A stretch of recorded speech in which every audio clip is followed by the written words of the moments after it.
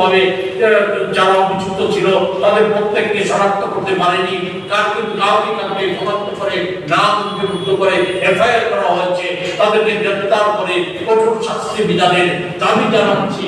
অপর দিক থেকে গোটা রাজ্যে যাতে শান্তি শৃঙ্খলা বজায় রেখে মানুষ যাতে অবাধে তাদের ভোটাধিকার প্রয়োগ করতে পারে সেই ব্যবস্থা নিশ্চিত করার জন্য নির্বাচন কমিশন যাতে উদ্যোগ গ্রহণ করে তার জন্য আমরা দাবি জানাচ্ছি।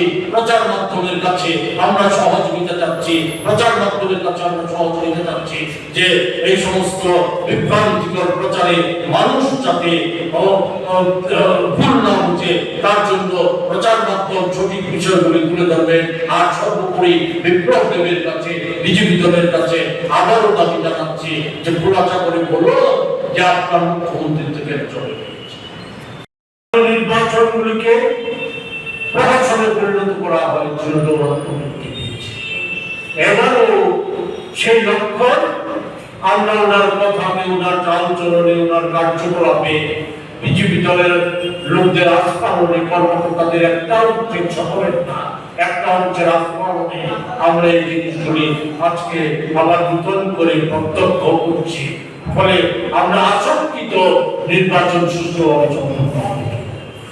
ইতিমধ্যে আমাদের প্রচার কার্যকে ব্যাহত করার জন্য নানা প্রয়াস বিজেপি দলের যারা সমাজজীবী তাদের দ্বারা সংগঠিত হয়।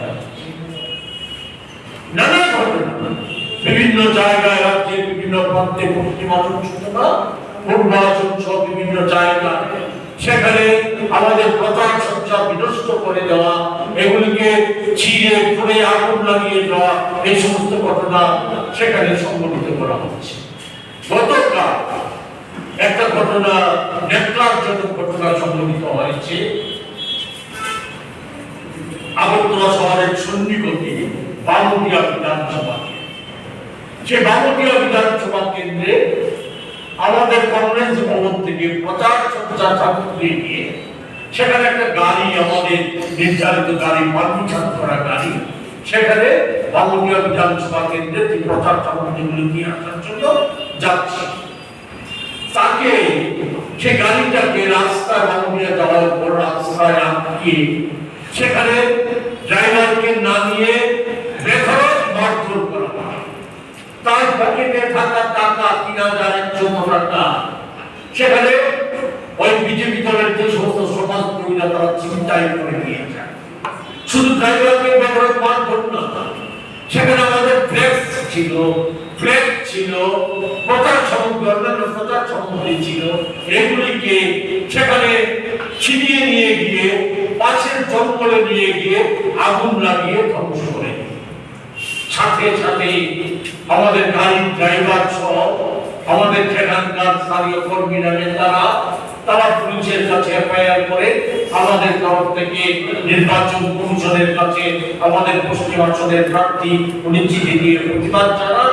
আমাদের দলের তরফ থেকে আমরা নির্বাচন কমিশনের কাছে অভিযোগ উত্থাপন করি।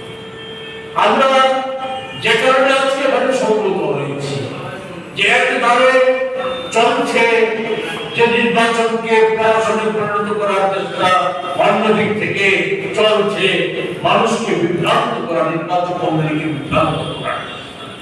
অথচ আমরা কি দেখছি? আমরা এগুলো বিজেপি দল তাদের না আছে নির্বাচন কমিশনের প্রতি দায়বদ্ধতা, না আছে জনগণের প্রতি দায়বদ্ধতা, কোন রকম দায়বদ্ধতা। এটা কেন্দ্রীয় স্তরে যেমন পরিলক্ষিত করা যায়। তো আপনারা 16 সালে এক সন্ধ্যায় আমাদের দেশের প্রধানমন্ত্রী নরেন্দ্র মোদীজি হঠাৎ করে রেডিও টেলিভিশনে ঘোষণা করে গোটা দেশে 500 টাকা এবং 1000 টাকার নোট বাতিল করে। কি বললেন? যে আমি যদি 50 দিনের মধ্যে দেশের সমস্ত কালো টাকা উদ্ধার করতে না পারি তাহলে রাস্তায় দাঁড় করিয়ে আমার জন্য বিচার করা হবে। 16 সাল থেকে 24 সাল এই সময়ের মধ্যে ওই টাকা বাজেয়াপ্ত করার পরে লাইনে দাঁড়িয়ে অনেক মানুষের মৃত্যু হয়েছে। মানুষ হঠাৎ ঘোষণা করে দিল তোমার কাছে টাকা চলবে না,